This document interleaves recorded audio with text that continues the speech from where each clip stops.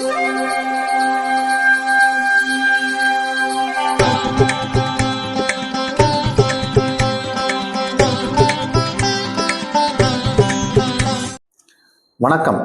வசந்த காலம் YouTube channel வாயிலாக ஜோதிடர் சண்முகப்பிரியன், சென்னை அடையாறிலிருந்து.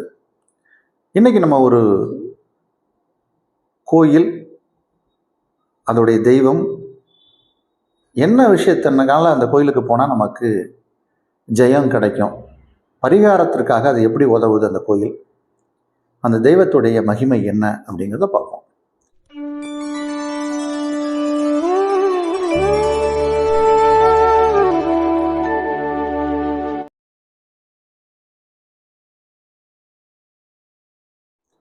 ஒரு 3 அல்லது 3.5 ஆண்டுகள் இருக்கும். அதற்கு முன்னாடி ஒரு தம்பதியர் வந்திருந்தாங்க நம்மள்கிட்ட ஜாதகம் பார்க்குறதுக்கு. அவங்க ஒரு மிகப்பெரிய ஒரு பிரச்சனையை சொல்கிறாங்க. அதாவது அவங்களுடைய பூர்வீகத்தில் இருக்கக்கூடிய ஒரு சொத்து, அது அவங்க என்கிட்ட சொல்கிற தேதியில் பல கோடி ரூபாய் மதிப்புள்ள சொத்து. இந்த சொத்தில் அவங்களுக்கு என்ன பிரச்சனை வருதுன்னா, பங்காளிகள் அப்படின்னு சொல்லக்கூடிய பிரச்சனை. இந்த பங்காளிகளுக்குள்ள அந்த சொத்தை பாகம் பிரிப்பதில் அவங்களுக்கு ஏதோ ஒரு ப்ராப்ளம். இதில் அதை சரியான முறையில் அது எழுதி வைக்கப்படாத ஒரு சொத்தாக இருக்கிறதுனால அது நிறைய பேருக்கு அது பார்ட்டிஷனாக டிவைட் ஆகுது. அதில் 2 குடும்பத்தார்களுக்கிடையே பெரிய கைகலப்பாகி சண்டையாகுது. அதுக்கப்புறம் அவங்க கோர்ட்டு கேஸு அப்படிங்கிற மாதிரியான ஒரு நிலைமைக்கு போகிற நிர்பந்தத்துக்கு தள்ளப்படுறாங்க. போலீஸ் கேஸ் ஆகுது, பல விஷயங்கள்ல மாட்டிக்கிறாங்க. அந்த சொத்து இவங்களுக்கு நியாயமாக கிடைக்க வேண்டிய ஒரு சொத்து, அது மறுக்கப்படுது ஏதோ ஒரு காரணத்தால். இப்போ இவங்க அந்த ஜாதகத்தை காமிச்சு எங்களுக்கு ஏன் இவ்வளோ பெரிய பிரச்சனை அப்படின்னு கேட்குறாங்க. இப்போ இந்த மாதிரியான ஒரு பிரச்சனையை நம்ம தீர்க்கறதுக்கு ஒரு கோயில் அவங்களுக்கு சொல்கிறோம். அவங்ககிட்ட நான் என்ன சொல்கிறேன் அப்படின்னா, நான் ஒரு கோயில், ஒரு தெய்வம் சொல்கிறேன், அந்த கோயிலுக்கு போயிட்டு வாங்க. நீங்கள் சொல்லக்கூடிய விஷயங்கள்லாம் உண்மையாக இருந்து உங்கள் பக்கம் நியாயம் இருக்குது அப்படின்னா கண்டிப்பாக உங்களுக்கு சேர வேண்டிய பங்கு சரியான முறையில் பிரித்து கோர்ட்டு மூலமே அது தீர்ப்பு கிடைக்கும், நல்லபடியாக உங்களுக்கு கிடைக்கும் அப்படின்னு நான் சொல்லி அவங்கள அந்த கோயிலுக்கு அனுப்புனேன். அப்படி என்ன அந்த கோயில், எது அந்த கோயில் அப்படின்னம்னா, இப்போ அதற்கு முன்னாடி ஒரு சின்ன ஒரு கதை ஒன்று சொல்கிறேன். மகாபாரதத்தில் நமக்கு கௌரவர்கள், பாண்டவர்கள் அப்படிங்கிற அந்த விஷயம் ஞாபகத்துக்கு வரும். பாண்டவர்கள் அவங்க தோற்று போகிறாங்க சூதுல. அவங்க மறைந்து வாழணும், வாழ்ந்து ஒரு 13 வருஷம் கழித்து அப்புறம் திரும்பி வரணும், அவங்க இழந்ததெல்லாம் திருப்பி தர்றதாக ஒரு வாக்குறுதி. இந்த கதையை நமக்கு தெரியும். அவர்கள் இந்த மாதிரி அவங்களுடைய அந்த 13 வருடங்களெல்லாம் முடிச்சுட்டு அவங்க திரும்ப வரும்போது அவங்களுக்கான நியாயமான அந்த நிலம் கிடைக்கிறல. அப்போது கிருஷ்ண பரமாத்மா தான் பஞ்சபாண்டவர்கள் கூட இருக்கார். அவர் துரியோதனன் கிட்ட போய் இவங்களுக்கு தேவையான 5 ஊர்கள் அரசாளுவதற்காக வேணும்னு கேட்கறதுக்காக போகிறார். அப்போ இந்த பாண்டவர்களுக்காக தூது சென்ற கிருஷ்ணர் இதே பேரில் பாண்டவ தூத பெருமாள் அப்படிங்கிற பேரில் காஞ்சிபுரத்தில் ஒரு கோயில் இருக்குது. இது 108 திவ்ய தேசத்தில் 48வது திவ்ய தேசம். ரொம்ப ஆச்சரியமான ஒரு கோயில், ரொம்ப அதிசயமான கோயில். இந்த கோயில் பல பேருக்கு இது பிரச்சனையை தீர்க்கக்கூடிய ஒரு கோயில். நான் அது ஒன்று ஒன்றா சொல்கிறேன். நான் யார் யாருக்கு எந்தெந்த பிரச்சனைக்கு இந்த கோயிலுக்கு போனால் அவங்களுக்கு தீர்வு கிடைக்கும், தீர்ப்பு கிடைக்கும் அப்படிங்கிறத சொல்கிறேன். இப்போ இந்த மகாபாரதத்தோட தொடர்போடு இருக்கக்கூடிய இந்த கோயிலில் கிருஷ்ண பரமாத்மா 25 அடி உயரம், அதாவது இருக்கிறதுலேயே ஒரு பெரிய ஒரு கற்சிலை, ரொம்ப பிரம்மாண்டமாக இருக்கும். காஞ்சிபுரத்தில் இருக்கக்கூடிய நிறைய கோயில்களில் இந்த பாண்டவ தூத பெருமாள் கோயில் மிகப்பெரிய மூலவர் சிலையாக இருப்பார். கிருஷ்ணர், கண்ணன் அமர்ந்த திருக்கோலத்தில் 2 திருக்கைகளோடு இருக்கக்கூடிய ஒரு ஆச்சரியமான ஒரு கோலம். இதே மாதிரி உலகளந்த பெருமாள் கோயில்னு ஒன்று இருக்குது. அதுவும் மிகப்பெரிய பிரம்மாண்டமாக நிற்பார். விஸ்வரூப தரிசனத்தை நம்ம பார்த்தா மாதிரி இருக்கும், அந்த மாதிரி இருப்பார் பெருமாள்.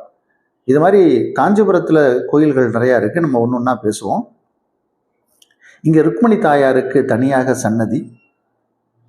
இந்த கோயில் வேற என்ன விஷயத்துக்கெல்லாம் சிறப்பு அப்படின்னு பார்த்தோம்னா, ஜாதகத்தில் புதன் கெட்டு போயிருந்தாலோ அல்லது ஒரு நல்ல நிலையில் இருந்து நமக்கு சாதகமாக எந்த விஷயமும் நடக்கலைனாலோ, இன்னைக்கு நிறைய பேர் தரகு வேலை அப்படின்னு சொல்லுவாங்க, மீடியேட்டராக இருப்பாங்க, இன்டர்மீடியேட்டாக இருப்பாங்க. ஒரு 2 நபருக்கு நடுவில் அவங்க தான் நின்று பேசுவாங்க. ஆனால் அவங்களுக்கு அந்த டீலிங் முடியாது. சார், நான் எத்தனை வாட்டி பேசினாலும் சார் அந்த நபர் நமக்கு செவி சாய்க்க மாட்டேங்கிறாரு. முதல்ல சரிங்கிறாரு, அப்புறம் டீல் முடிக்கும்போது மறுத்துடுறாரு. எனக்கு அந்த கம்யூனிகேஷன் ஸ்கில் இல்லையா, இந்த மாதிரிலாம் கேட்பாங்க. இதுக்கு ஜாதகத்தில் புதன் ரொம்ப முக்கியம். அப்போ புதனுக்கே தூதுவன் அப்படின்னு ஒரு பெயர் இருக்கு. அப்போ ஒரு ஜாதகத்தில் புதன் சந்திரன் இணைந்திருந்தாலோ அல்லது சந்திரனால் ஏதாவது நமக்கு ஒரு ஜாதகத்தில் சந்திரன் நீச்சமாயோ இல்லை சந்திரனா ஒரு மாதிரியான ஒரு கெட்டுப்போன நிலையில் இருந்தாலோ, சந்திரன் புதன் இணைந்து ஒரு ஜாதகத்தில் இருந்தாலோ இந்த ஆலயம் சென்று வந்தாங்கன்னா அவங்களுக்கு அந்த ஸ்கில் டெவலப் ஆகும், அவங்களுக்கு கம்யூனிகேஷன் நல்லா இருக்கும். புதனுக்கு தான் அம்பாசிடர்னே பேர் உண்டு. தூதுவன், அம்பாசிடர், இந்த மாதிரியான பேர் உண்டு. அப்போ இந்த துறையில் இருக்கக்கூடியவர்கள், ரியல் எஸ்டேட் பண்ணக்கூடியவர்கள், இன்டர்மீடியேட்டாக இருக்கக்கூடியவங்க, இன்றைக்கி ஏஜென்சி நடத்துகிறாங்க. இன்றைக்கி நம்ம ஃபுட்டு ஆர்டர் பண்ணுறோம், ஒரு மொபைல் வழியாக நம்ம ஆர்டர் ப்ளேஸ் பண்ணுறோம். நம்மளை 2 பேரையும் கனெக்ட் பண்ணுறது அந்த ஆப் தான். அப்போ இந்த ஆப் டெவலப்பர்ஸ் இன்றைக்கி இருக்கக்கூடிய மாடர்ன் வேர்ல்டில் ஒருத்தரையும் கனெக்ட் பண்ணக்கூடியது. இப்போ நான் உங்ககிட்ட ஒரு யூடியூப் வழியாக பேசுகிறேன், நம்மளை கனெக்ட் பண்ணுறது யூடியூப். அப்போ இந்த மாதிரி ஒரு கனெக்ஷன் ஒருத்தர் 2 பேருக்குள்ளே கொடுக்கணும்னா அது புதன் அப்படிங்கிற கிரகம் ஜாதகத்தில் பலமாக இருக்கணும்.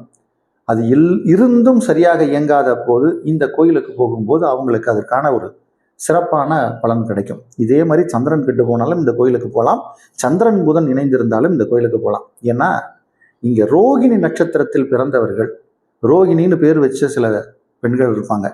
அதே மாதிரி கிருத்திகா, கார்த்திகா, இந்த மாதிரி நட்சத்திரங்களே பேர் இருக்கும், பரணின்னு பேர் இருக்கும். ஏன்னா இந்த கோயிலில் பரணி நட்சத்திரத்தன்னைக்கு, கார்த்திகை மாதம் பரணி நட்சத்திரத்தன்னைக்கு விசேஷ பூஜைகள் உண்டு. அதே மாதிரி ரேவதி, இந்த மாதிரி நட்சத்திரங்களையே பேராக வச்சுருப்பாங்க. ஏன்னா இந்த சந்திரன் 27 நட்சத்திரங்களை தான் திருமணம் செஞ்சார் அப்படின்னு ஒன்று இருக்குது.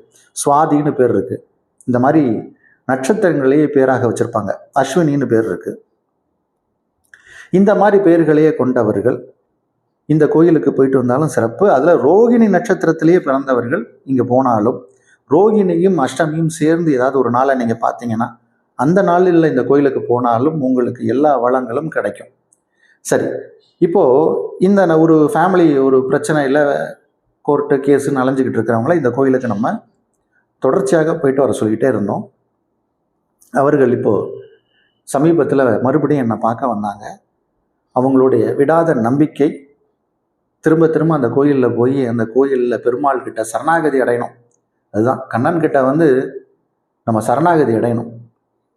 அது மாதிரி அடைந்து அவர்கள் அந்த கோயிலுக்கு அதிகமான வாட்டி போயிட்டு எப்பயுமே ஒரு முறை போயிட்டு வந்தால் அந்த பிரச்சனை சால்வ் ஆகும்னு நம்ம சொல்ல முடியாது. அதிக வாட்டி அந்த கோயிலுக்கு போகணும். அந்த மாதிரி போயிட்டு இப்போ அந்த பிரச்சனையெல்லாம் சால்வ் ஆகி இவங்களுக்கு சேர வேண்டிய பங்கு கிடைச்சது. நிலத்தால் ஏற்பட்ட டிஸ்பியூட் எல்லாம் சரியாகி நியாயமான முறையில் இவங்களுக்கு சொத்து தகராறில் நிலம் அளவீடு பண்ணக்கூடிய விஷயங்கள், உனக்கு அதிகமாக எடுத்துக்கிட்டேன், எனக்கு அதிகமாக எடுத்துட்டேன், அண்ணன் தம்பியில் முன்பாகம் உனக்கு பின்பாகம் எனக்கு. சில பேர் பாகம் பிரித்ததுக்கப்புறம் சண்டை போடுவாங்க. இந்த மாதிரி தப்பாக பிரிச்சுட்டு கொண்டு போயிட்டா உனக்கு வேல்யூ அதிகம், எனக்கு வேல்யூ கம்மியும்பாங்க. இந்த மாதிரியாக சொத்தினால் வரக்கூடிய அண்ணன் தம்பி பிரச்சனைகள், சகோதரத்தால் வரக்கூடிய பிரச்சனை, பங்காளியால் வரக்கூடிய பிரச்சனை, இது எல்லாத்தையும் தீர்த்து தரக்கூடிய ஒரு கிருஷ்ணனாக அங்கே பாண்டவ தூத பெருமாளாக அங்கே கிருஷ்ணன் வீற்றிருக்கார். இந்த பாண்டவ தூத பெருமாள் கோயிலில் இருக்கக்கூடிய மூலவர் சிலை இல்லையா, நம்ம சொல்லிக்கிட்டு இருக்கோம் இல்லையா, 25 அடி உயரம், ரொம்ப பிரமாதமான கோயில். நம்ம மகாபாரதத்தில் திருதராஷ்டிரனுக்கு கண் கிடையாது அப்படிங்கிறது உங்கள் எல்லாருக்கும் தெரியும். இந்த தூதுவனாக கண்ணன் அங்கே போகும்போது துரியோதனன் வந்து ஒரு மாய ஒரு விஷயத்தை செஞ்சு அதுக்குள்ள கண்ணன் கீழே விழணும், அங்கே சில மல் யுத்த வீரர்களோட சண்டை போட்டு அவரை சாகடிக்கணும் அப்படிங்கிறது அவனுடைய எண்ணம். ஆனால் கண்ணன் அதை தெரிந்து அங்கேருந்து மேலே எந்திரிச்சு வந்து வராரு. அப்போ திருதராஷ்டிரனுக்கு அவர் விஸ்வரூப தரிசனம் கொடுக்குறாரு, கண்ணை கொடுத்து. அப்போ திருதராஷ்டிரன் என்ன சொல்கிறாரு, நான் இந்த விஸ்வரூப தரிசனம் பார்த்ததே எனக்கு இருக்கட்டும், என்னோட கண் மறுபடியும் போயிடணும் அப்படிங்கிறார். அதனால் அங்கே அவர் காட்சி கொடுத்தார் இல்லையா, ஒரு விஸ்வரூப தரிசனம். அதே மாதிரியான தோற்றத்தில் தான் இங்கே பாண்டவதூத பெருமாள் ஆலயத்தில் நமக்கு காட்சி கொடுக்குறார். அப்போது கண் பிரச்சனை இருக்கக்கூடியவர்களும், நேத்திரத்தால் பிரச்சனை, நேத்திரம்னா கண் இல்லையா, கண்ணில் ப்ராப்ளம் இருக்கிறவர்களும் இந்த ஆலயம் சென்று வருவதால் அவர்களுக்கு இருக்கக்கூடிய பிரச்சனை தீரும். ரொம்ப ஒரு ஆச்சரியமான கோயில். 108 திவ்ய தேசத்தில் 48வது திவ்ய தேசம், கிட்டத்தட்ட 1000 ஆண்டுகள் பழமையான கோயில். இது காஞ்சிபுரம் பஸ் ஸ்டாண்டில் இருந்து ஒரு ஷேர் ஆட்டோ எடுத்து போகலாம். சங்கர மடம் எல்லாருக்கும் தெரியும். சங்கர மடத்துக்கு பின்னாடி வரும். நம்மளுடைய என்கேவி சிஸ்டம் அப்படிங்கிறது உங்கள் எல்லாருக்குமே தெரியும். நான் அங்கே வகுப்பு ஆசிரியராக இருக்கேன்.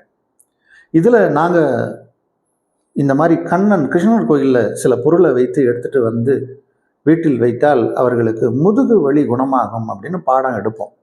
இப்போ சமீப காலமாக எனக்கு ஒரு முதுகு வலியில் நான் கொஞ்சம் கஷ்டப்பட்டுக்கிட்டு இருந்தேன். அப்போது இந்த என்னுடைய கிளைண்ட் ஒருத்தர் வந்து அவருடைய பிரச்சனை தீர்ந்துச்சுன்னு சொல்லும்போது எனக்கே திருப்பி அந்த கிருஷ்ணர் கோயிலுக்கு போகணுங்கிற ஒரு எண்ணம் ஏற்பட்டு சென்ற வாரம் காஞ்சிபுரம் சென்று அங்கே அந்த குறிப்பிட்ட ஒரு பொருளை அங்கே வச்சு எடுத்துகிட்டு வரணும். அந்த பொருளை எடுத்துகிட்டு வந்து நான் வீட்டில் வைத்ததுக்கு பிறகு என்னுடைய ஆரோக்கியம் ரொம்ப சிறப்பாக மாறியதை நான் உணர்ந்தேன். அப்போது இது மாதிரி சில கோயில்களுக்கு நம்ம சென்று வரும்போது சில நன்மைகள் நடக்கும். இது போன்ற வேற ஒரு நல்ல ஒரு கோயிலும் பரிகாரத்துடன் உங்களை மீண்டும் சந்திக்கிறேன்.